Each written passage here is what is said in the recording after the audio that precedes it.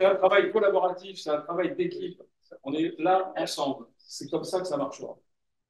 Et bien, voilà, Martin, c'est à toi. Si tu veux bien.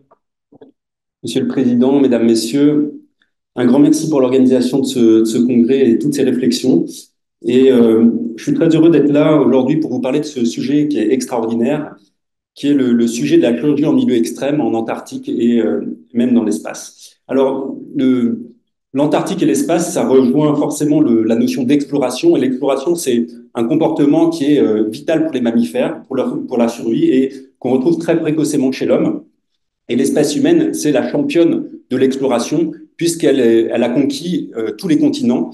Et le dernier continent sur lequel l'espèce humaine a réussi à s'installer, c'est l'Antarctique, où 2000 personnes vivent toute l'année. Alors, au-delà de la planète terrestre, l'exploration, elle a rejoint l'espace, la Lune et bientôt, et effectivement, probablement Mars. Et ces deux territoires extrêmes, l'Antarctique et Mars, ont des points communs. Et souvent, les leçons de l'une peuvent s'extrapoler à l'autre, et c'est le cas effectivement pour la chirurgie. Alors, un des points communs entre l'Antarctique et l'espace, c'est la dangerosité du milieu et l'éloignement de ces milieux qui font que y aller, c'est compliqué et que surtout, c'est difficile de rapatrier quelqu'un si jamais on a un problème médical et chirurgical. Supprimer la barre.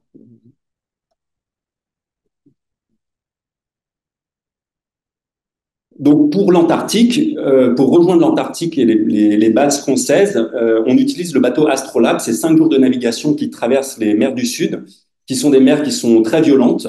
Et il peut arriver qu'il y ait des traumatismes lors de cette traversée. Donc imaginez faire des sutures dans ces conditions, c'est pas évident. Et je dirais que faire de la chirurgie à cœur battant, ça paraît immobile par rapport à suturer sur ce bateau, croyez-en mon expérience. L'autre élément, par exemple, au niveau des bases antarctiques françaises, c'est qu'il y a un raid entre la base du Mont Durville et la base Concordia, qui est un raid logistique avec des tracteurs, des chasse-neige qui tractent des wagons de tout le matériel qui est nécessaire à la base Concordia. Et donc, ça dure une semaine. C'est sur de la glace. On monte à 3000 mètres d'altitude. Il y a des risques de traumatisme importants et donc potentiellement de la chirurgie à faire lors de ces expéditions. Les voyages dans l'espace pour aller sur la Lune, actuellement, c'est 3 à 4 jours en apesanteur. Mars, on prévoit, selon la position de Mars sur sa rotation au niveau du Soleil, c'est environ 9 mois. 9 mois en apesanteur et ensuite un délai plus ou moins long sur Mars et un retour. Donc, beaucoup de temps en apesanteur. Et donc, ça pose la question de la chirurgie en apesanteur si quelque chose se passe lors du trajet. Et on prévoit qu'il y ait probablement un ou deux événements chirurgicaux qui se passent lors d'une mission sur Mars. Alors souvent, on voit en apesanteur les astronautes souriants, mais il faut savoir que la moitié des astronautes ont le mal de l'espace et certains d'entre eux l'ont toute la durée de la mission. Et donc, déjà, être en apesanteur, c'est des conditions de travail qui sont difficiles. Difficiles avec le mal de l'espace, surtout au premier jour, mais aussi il peut y avoir des illusions sensorielles, comme c'est arrivé lors de cette collision entre le vaisseau Progress et la station Mir, où en fait le pilote a une illusion en fait de renversement qui a conduit à cet accident. Heureusement, il n'y a pas eu de mort, mais les conditions sont particulières. D'autres éléments de perturbation physiologique pourraient troubler le chirurgien et entraîner des difficultés à la chirurgie. Par exemple, on a des œdèmes au niveau des nerfs optiques, on a des diminutions des réflexes, on a des altérations de la perception du sens de l'orientation. Tout ça, il faut savoir qu'en apesanteur, on ne va pas avoir les mêmes capacités qu'on peut avoir sur Terre. Et puis, en fait, l'apesanteur en tant que telle va modifier la physique des corps et perturber la chirurgie en tant que telle. Un des premiers éléments, c'est le maintien des opérateurs et du patient, puisque en apesanteur, les choses ne vont pas rester sur place, vont pas être maintenues par le pesanteur. Et donc, il faut trouver un moyen de les fixer. Les premières solutions qui ont été testées, c'était des chaussures en fait qui étaient fixées au sol avec des genres de crochets, mais finalement, ce n'était pas le plus simple à utiliser. Et ce qui a finalement été retenu dans les tests, c'est simplement de sangler le patient à la table. Ça, c'est quelque chose qu'on fait assez souvent, même sur Terre, mais aussi de sangler l'opérateur à la table pour qu'il ait un maintien et qu'il puisse s'appuyer, faire des gestes sans lui bouger. Euh, ces gestes s'appuient sur le patient. Et puis, si on prend l'exemple du massage cardiaque, eh bien, il faut aussi maintenir la personne contre un support contre le sol et maintenir l'opérateur. Ici, vous voyez, pour masser le corps, il faut il faut que le chirurgien ou le praticien soit fixé, sanglé au vaisseau. Alors, il y a des adaptations possibles. Et par exemple, si on arrive à s'appuyer sur le plafond, le massage cardiaque est aussi efficace, mais c'est pas toujours forcément le plus facile. L'autre élément technique, c'est le maintien des instruments, puisque les instruments ont tendance à s'envoler en apesanteur. Il suffit que si on les pose avec un petit peu de cinétique, eh ben, il va partir à distance. Et donc, en fait, il faut trouver des moyens de fixer les instruments, de les laisser en place. Pour ça, il y a des systèmes, des plateaux en fait, qui ont été développés avec simplement des sangles qui permettent de maintenir les compresses, qui permettent de maintenir les fils, et puis des structures magnétiques pour tenir les instruments. Là, c'est un exemple de panneau magnétique en fait qu'on peut coller au mur. Et puis certaines de ces innovations qui ont été imaginées dans les années 90 et testées en vol parabolique dans les années 90, en fait, sont maintenant courantes dans nos blocs opératoires. C'est par exemple les boîtes magnétiques qu'on utilise en microchirurgie ou les mousses avec lesquelles on pique les petites aiguilles pour pas les perdre et pas se blesser. Ici, vous avez un exemple de panneau magnétique qui est fixé au mur. C'est un équivalent, si vous voulez, de trousse à instruments, mais qui peut être mis à d'autres endroits. Et puis, il y avait un prototype de gilet porte-instruments pour que les instruments ne s'envolent pas, mais qui finalement n'a pas été très ergonomique. C'était pas assez simple, c'était pas très pratique d'avoir pour le chirurgien à chaque fois de se retourner, de rechercher les instruments sur lui-même. Et donc, c'est un système qui a été finalement abandonné. L'autre problème de la pesanteur, c'est la contamination. La contamination, d'une part, du patient par l'air de la station, puisque l'air de la station est loin d'être stérile. Et puis, on a aussi ce phénomène de risque de contamination de l'air de la station par le patient, et du coup, de contaminer éventuellement par quelque chose de septique, par exemple, si on est en train d'opérer une infection, de contaminer toute la station et potentiellement tous les occupants de la station. Un des systèmes qui a été imaginé, c'est la boîte à gants, le système de la boîte à gants qu'on utilise par exemple pour les bébés bulles. C'est un système étanche avec un flux laminaire et le chirurgien est à l'extérieur de ce système étanche dans lequel il y a un niveau de stérilité qui est meilleur et il peut opérer comme ceci. Ici, vous voyez sur la photo en noir et blanc une sortie de liquide qui est donc contenue dans la boîte à gants. En pratique, ce qu'on a découvert lors de ces expériences, c'est que les hémorragies étaient rarement projetées lorsqu'elles arrivaient en apesanteur et formaient plutôt ce qu'on a appelé des dômes de fluide, ce que vous voyez représenté ici sur un pied de cochon, qui est dû en fait qu'il y a un dôme, une genre de bulle qui reste fixée là où l'hémorragie s'est développée. Et ce dôme de fluide en fait est dû à la tension de surface des liquides, qui est la force la plus importante en fait en apesanteur, puisqu'on n'a pas la pesanteur qui fait tomber les liquides. Et donc, c'est une sorte d'avantage en fait dans la chirurgie en apesanteur, c'est que l'hémorragie reste localisée et on a une perte de liquide qui est plus limitée lorsqu'on est en apesanteur. Alors, ça favorise par exemple la célioscopie, parce que le saignement reste limité. L'autre avantage de la célioscopie en apesanteur, c'est que la cavité abdominale va s'expandre plus facilement et puis les organes, quand on va les déplacer, ils vont rester en place en fait, ils vont pas tomber avec la gravité. Et donc finalement, on a découvert que la célioscopie en apesanteur est plus facile que la célioscopie sur Terre. La thoracoscopie, au contraire, c'est plus compliqué parce qu'on a moins de rétraction du poumon, moins de rétraction du diaphragme, on a moins de place pour travailler et finalement, c'est plus difficile. Non seulement on a la difficulté de la pesanteur sur l'opérateur, mais à l'intérieur du thorax, c'est également plus difficile. Après, la célioscopie et la thoracoscopie ont l'avantage que les liquides sont contenus dans le corps et donc il n'y a pas de risque de contamination de la station par les liquides du patient. Ici, un exemple de trachéotomie réalisée chez le cochon. Et là encore, on gagne par rapport à une trachéotomie sur Terre, puisqu'on n'a pas besoin de faire d'hémostase. L'hémostase à la compresse suffit, due à la tension des fluides. La seule chirurgie réalisée en apesanteur chez l'homme qui a été effectuée, elle a été effectuée en France, lors d'un vol parabolique par le professeur Dominique Martin à Bordeaux. Et ils ont opéré le lipome de l'avant-bras d'un vrai patient en une dizaine de minutes et ils ont montré la faisabilité de la chirurgie en apesanteur. Pour ça, ils avaient réalisé un bloc dédié pour l'occasion à l'intérieur de l'avion en vol parabolique Et il y avait toute l'équipe chirurgicale avec les anesthésistes qui étaient là pour réaliser cette intervention qui s'est parfaitement bien passée. En pratique, si jamais on a une chirurgie qui se passe avec des astronautes ou lors d'un vol sur Mars, on n'aura probablement pas toute l'équipe chirurgicale dont on a l'habitude d'avoir au bloc opératoire. Sinon, mon service serait candidat si jamais on peut envoyer toute une équipe dans un voyage interplanétaire.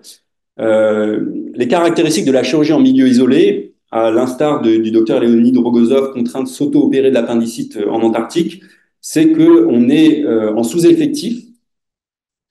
Souvent, il y a un seul opérateur, un seul chirurgien, pas d'aide, en tout cas pas d'aide professionnelle. On a un niveau de compétence qui est moins spécialisé que ce qu'on peut avoir dans nos blocs opératoires courants. On a du matériel qui est souvent moins perfectionné. On a un milieu qui est plus ou moins hostile et on n'a pas non plus l'environnement anesthésique ou l'environnement de réanimation qu'on peut avoir dans nos hôpitaux modernes en France.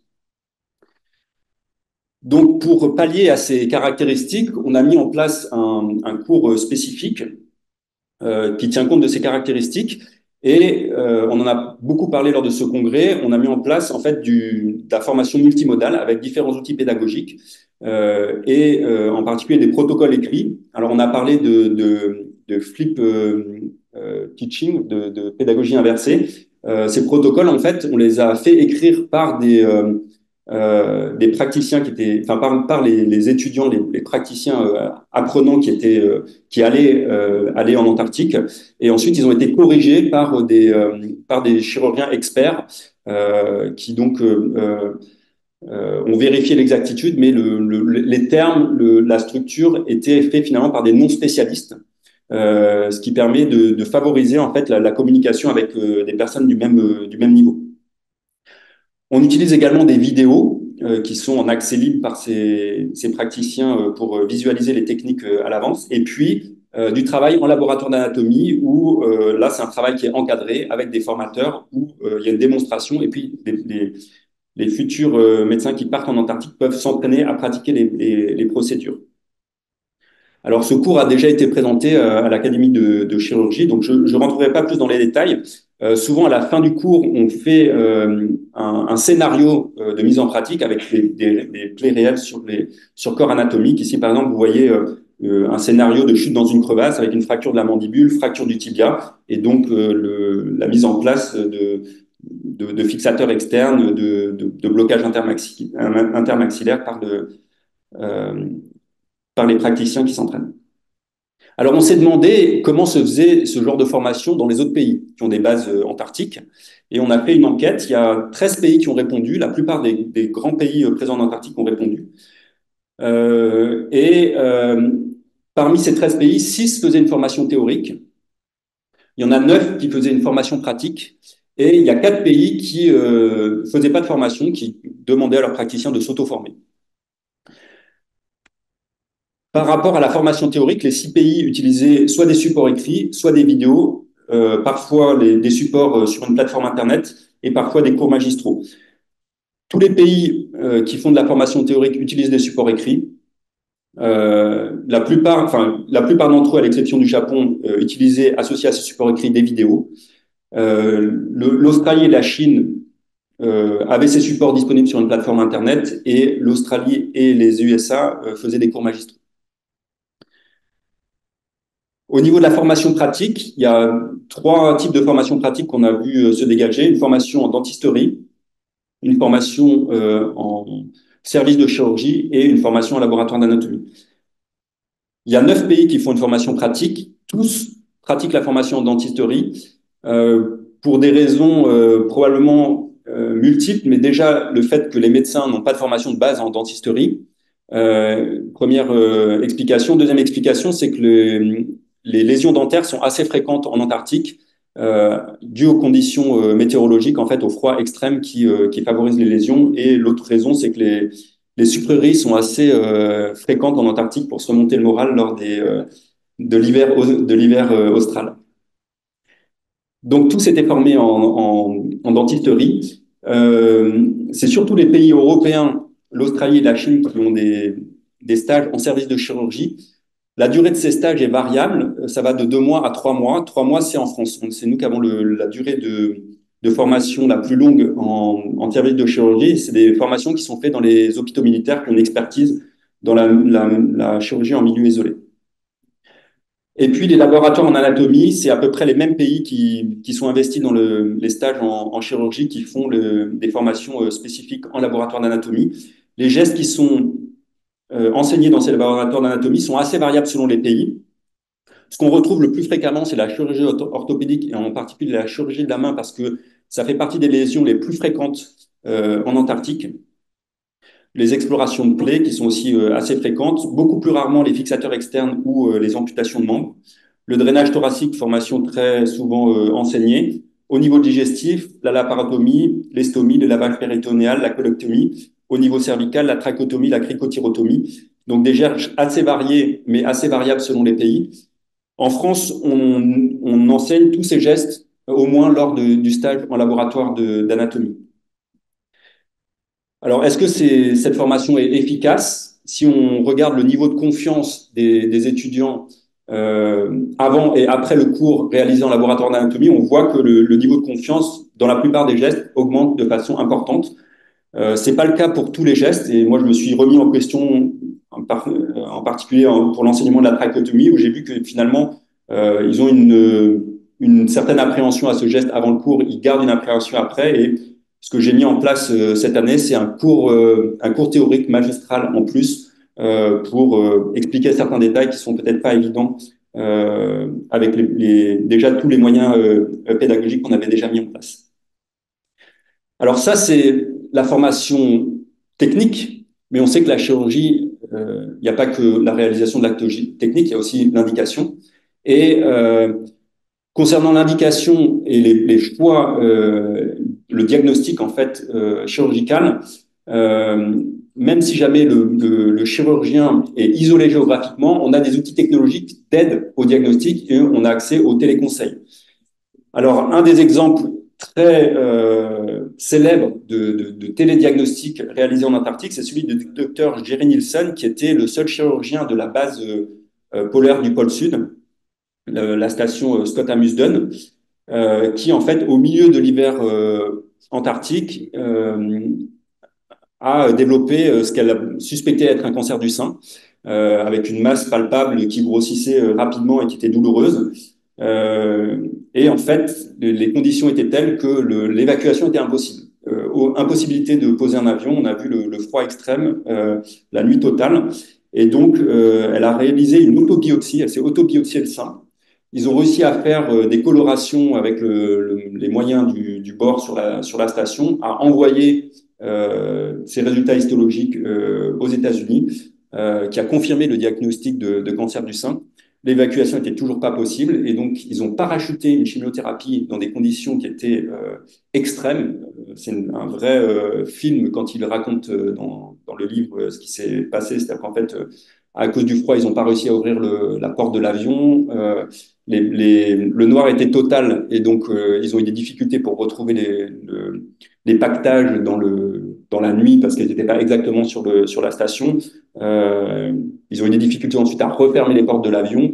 Mais au final, les paquets sont arrivés sur base et elle a pu commencer donc sa chimiothérapie au pôle Sud et finalement être évacuée 3 mois plus tard pour finir la fin du traitement aux États-Unis. Donc ça, c'est un exemple extrême de télédiagnostic histologique. Le diagnostic, c'est aussi l'imagerie. Alors, on n'a pas accès au scanner ou à l'IRM en Antarctique, encore moins dans l'espace vu le poids des instruments. On peut faire par contre de l'échographie. Alors, une des difficultés de l'échographie, on sait que c'est opérateur dépendant et c'est très difficile de former quelqu'un à une échographie diagnostique précise. Alors, il y a une technologie qui a été développée par un Français, le professeur Arbeil, c'est une échographie qui est téléguidée sur Terre, c'est-à-dire que l'astronaute place la sonde d'écho dans la région d'intérêt et le spécialiste, ici, vous voyez, le professeur Arbeil, il est à Houston, il peut, avec un genre de joystick, positionner de façon plus millimétrique, de façon plus précise l'échographie et avoir les images pour faire le diagnostic en direct. Alors, ce système a été utilisé à des visées de recherche et a montré que les parois des artères se modifiaient lors d'un séjour en apesanteur. mais ça peut tout à fait être utilisé en télédiagnostic, je dirais sur Terre ou lors de missions spatiales.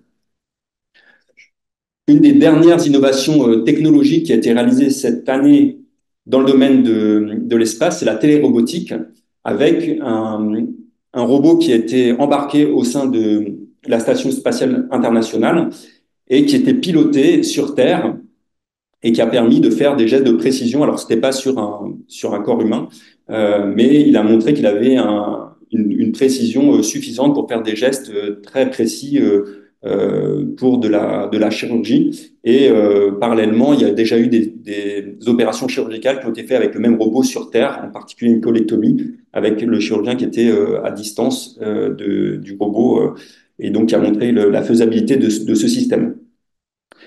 Une des difficultés de cette télérobotique, c'est qu'il y a un petit temps de décalage entre le mouvement que fait le chirurgien sur Terre et le retour de l'image où il voit ce mouvement sur son écran sur Terre. Quand on est dans la station internationale, c'est un décalage d'une seconde. Donc, il y a un petit décalage pour chaque mouvement. En pratique, les puissances cognitives du cerveau humain arrivent à s'adapter. Les chirurgiens ont réussi à faire une procédure chirurgicale sans trop de perte de temps dû à ce petit décalage.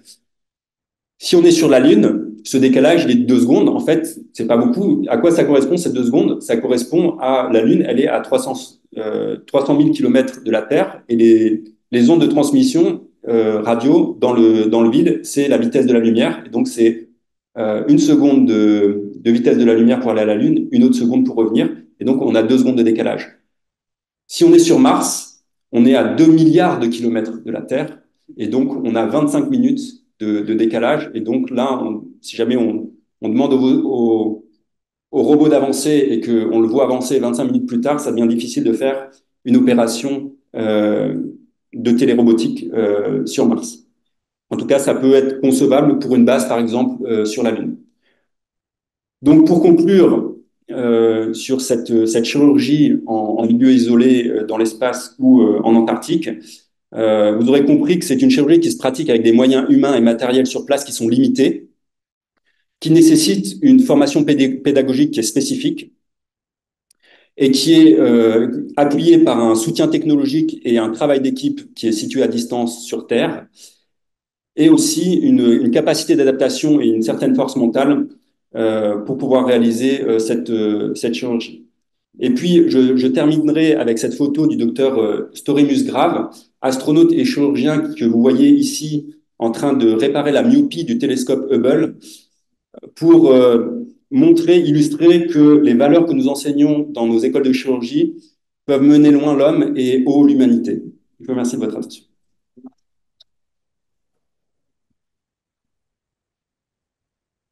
Oui, bravo, bravo. Je ne sais pas si mon micro marche. Si, c'est bon.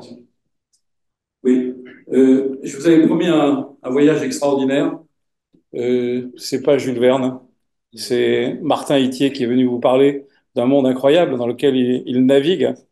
Et ça, c'est véritablement une chance pour nous d'avoir vu cet incroyable développement. Dis-moi, est-ce qu'il y a une société de médecine spatiale française ou internationale, européenne? Alors, est-ce que ça se développe ou pas? Est-ce que c'est quelque chose? Parce que là, manifestement, c'est des travaux de recherche qui auront probablement des retombées. Par exemple, la télééchographie, pour les pays en développement, c'est quand les experts ne sont pas là, il suffit que l'instrument soit porté par un laborantin qui sait à peu près, on lui apprend les gestes corrects, et puis après l'interprétation, elle peut être faite à distance, dans de bonnes conditions.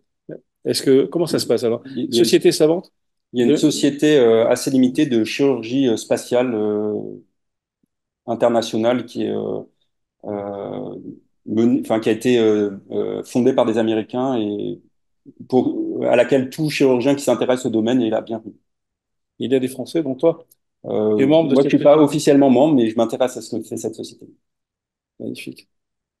Vous avez des commentaires? Vous avez peut-être Jean-Claude, notre monsieur innovation de l'Académie. Pour dire que c'est un retour vers le futur, parce qu'à la fois Da Vinci a été conçu. Viens parler avec le micro, s'il te plaît. Je dis que c'est un peu retour vers le futur, parce que Da Vinci a été conçu et imaginé, enfin l'ancêtre par la DARPA, c'est-à-dire à la fois pour faire de la téléchirurgie éventuellement pour le Vietnam, donc surtout pour les voyages spatiaux. Et Hugo, je veux dire, qui est électronique, vient d'avant l'Agence spatiale européenne, de l'Agence spatiale allemande, qui l'avait fait aussi pour les voyages spatiaux. Donc, une belle continuité. Et en même temps, l'aventure de la chirurgie n'est pas terminée. On peut le dire, peut-être que la chirurgie 4.0, on y est, on l'a touché, là, on l'a vu. Vraiment. Et ça, c'est vraiment, ça nous a fait rêver. Moi, je pense que, moi, j'ai rêvé. Donc, on est tous encore des enfants à aimer cette espèce de projection dans le temps, dans l'espace. Je me vois pas chirurgien, moi, en apesanteur, essayant de clamper l'aorte. Je sais pas. Mais ce serait un truc qu'on pourrait expérimenter dans des capsules de simulation, par exemple. Tout à fait, ouais. Tout à fait. Ça peut se faire. En tout cas, on a un modèle en France qui est des vols paraboliques qui fonctionnent très bien, qui sont basés à Bordeaux. Et c'est vrai que c'est un très beau laboratoire d'expérimentation de l'apesanteur. Ça dure pas très longtemps, mais Et donc, toi, tu t'es exercé là-dedans? moi, j'ai eu la chance de. Alors, j'ai participé moi plus pour des raisons scientifiques, des expériences scientifiques, mais on peut tout à fait tester du matériel chirurgical ou des procédures chirurgicales dans ces vols paraboliques. Il faut montrer ça à nos enfants dans les écoles. C'est extraordinaire. Je crois qu'il y a quelque chose à faire vraiment dans l'éducation. Montrer où est l'espoir de notre humanité et non pas dans la guerre, dans cette projection extraordinaire de ce qu'on est capable de faire. Voilà. Mais je voudrais, avant de terminer ce colloque RICF 24, donner la parole à Carole Matin qui va nous succéder à la tête de l'Académie nationale de chirurgie en mois de janvier, parce que je crois que c'est bien d'avoir sa perception, comment elle a vécu ce séminaire, comment on peut imaginer l'année prochaine faire quelque chose qui ira encore plus loin lorsqu'on est exigeant.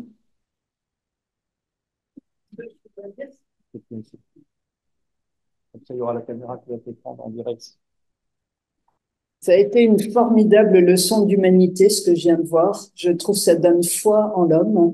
Et je trouve ça incroyable, cette femme qui a eu ce cancer du sein, qui a réussi à se faire sa biopsie elle-même, qui a réussi à faire interpréter la lame je sais pas où, et avec ces pilotes incroyablement courageux qui ont réussi à lui déposer des produits de chimiothérapie qu'elle a pu s'administrer.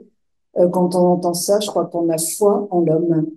Bravo de nous avoir montré ça. Bravo. Et puis 2025 alors. 2025, ben justement, on a parlé de cancer du sein là à l'instant. Eh bien, on va se consacrer, les RICF 2025 seront en partie consacrés au problème du cancer du sein, qui est le fléau qui nous attend pour les années qui viennent. On n'en a quasiment pas parlé dans ces 2 journées, donc je crois qu'on pourra en parler très longuement en 2025 et de façon internationale, francophone. Et au moment etc. d'Octobre Rose. Et ça sera en octobre rose 2025. Voilà, on a plein de boulot devant nous. Magnifique. Et on vous remercie tous d'avoir été si patients jusqu'au bout et d'avoir tous participé, en fait. Comme toujours, c'est une aventure collective et c'est celle à laquelle je crois et qui m'inspire et qui me donne envie de continuer. Merci. Oui. Albert Claude mérite largement nos applaudissements. Réunion exceptionnelle.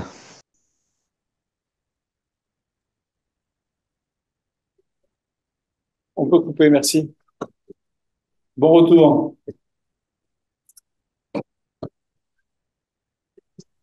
Bravo pour cette réunion, c'est vraiment fantastique. Ah, c'est Jean-Pierre. Oui, c'est absolument fantastique. Bravo, Bravo. je ne sais comment te dire. Vous avez le bravo du Niger. Ah, merci beaucoup. Ah, bah, ah oui, Et puis oui, on a oui. Ilchen Ah oui. du camp avec nous. Ah oui.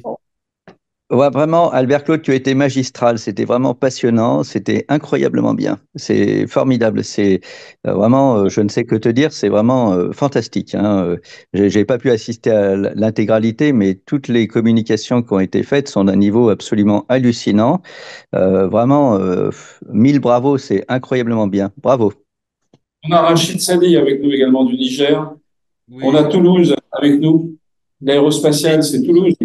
Et tout ce qui se fait dans l'espace, en grande partie, c'est à Toulouse. Merci. Ah oui. Ouais, comme d'habitude, c'est toujours des belles rencontres scientifiques. On voit aussi notre collègue Jean-Louis Béraud qui est en ligne. Oui. Donc, c'est une rencontre collective à distance et c'est aussi très important. Merci beaucoup. Merci. Merci à Merci. tous et bravo Merci. pour votre persistance et Merci. votre patience. Merci.